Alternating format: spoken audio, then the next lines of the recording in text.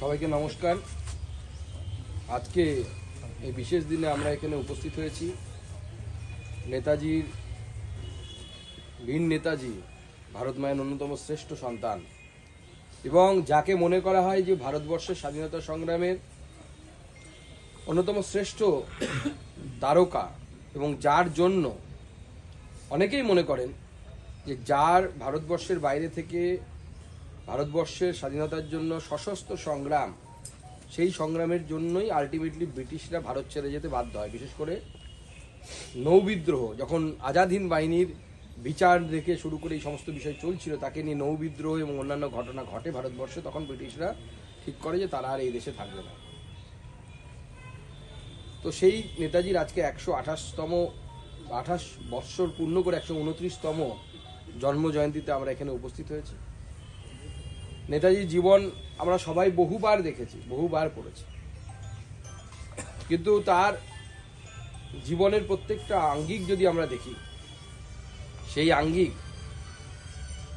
একদিকে ছিলেন সাংঘাতিক প্রতিভাশালী ছাত্র, জীবনে কোনো সময় দ্বিতীয় হননি, স্কুল থেকে কলেজ থেকে শুরু করে সমস্ত কিছু, এবং তার সাথে প্রখর জাতীয়তাবাদ, যার মাধ্যমে তিনি নিজের জীবনকে তৈরি করেছিলেন এবং তারপরে ভারতের স্বাধীনতা সংগ্রামে তার ভূমিকা অনস্বীকার্য ছিল।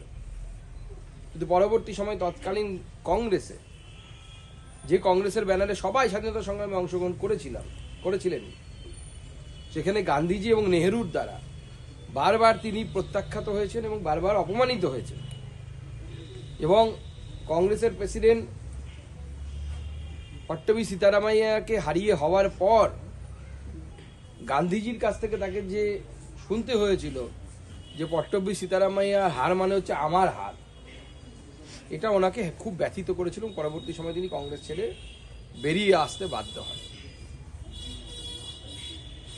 এবং তার মৃত্যুর রহস্য আজও উদ্ঘাটন হওয়া সম্ভব হয়নি, কারণ প্রচুর ফাইল, অনেক কিছু আছে যেগুলো পরবর্তী সময় পাওয়া যায়নি। আমরা জানি যে বারবার বলা হয় তাই ওহকু বিমানবন্দরে তার নাকি মৃত্যু হয়েছিল। তা নিয়ে বিভিন্ন বিশেষজ্ঞরা, বিভিন্ন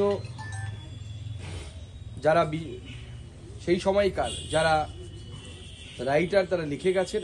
বর্তমানে অনেক গবেষক গবেষণা করছে। আমরা দেখেছি যে তার মৃত্যু রহস্য নিয়ে বাংলায় বিখ্যাত সিনেমা পর্যন্ত হয়েছে, গুমনামি বাবা বলে সিনেমা হয়েছে, নিশ্চয়ই অনেকে দেখেছেন। তো তার মৃত্যুদিন নেই।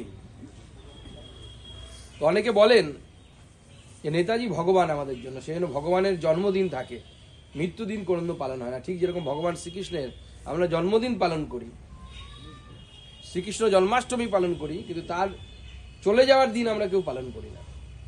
নেতাজি বাংলা মায়ের সেই বীর সন্তান ছিলেন, যে বীর সন্তান ভারতবর্ষের স্বাধীনতা সংগ্রামে নিজের আত্মত্যাগ, রাসবিহারী বসুর তৈরি করা আজাদ হিন্দ ফৌজকে নিয়ে তিনি যে সংগ্রাম করেছিলেন, সেই সংগ্রাম পৃথিবীর ইতিহাসে দুর্লভ।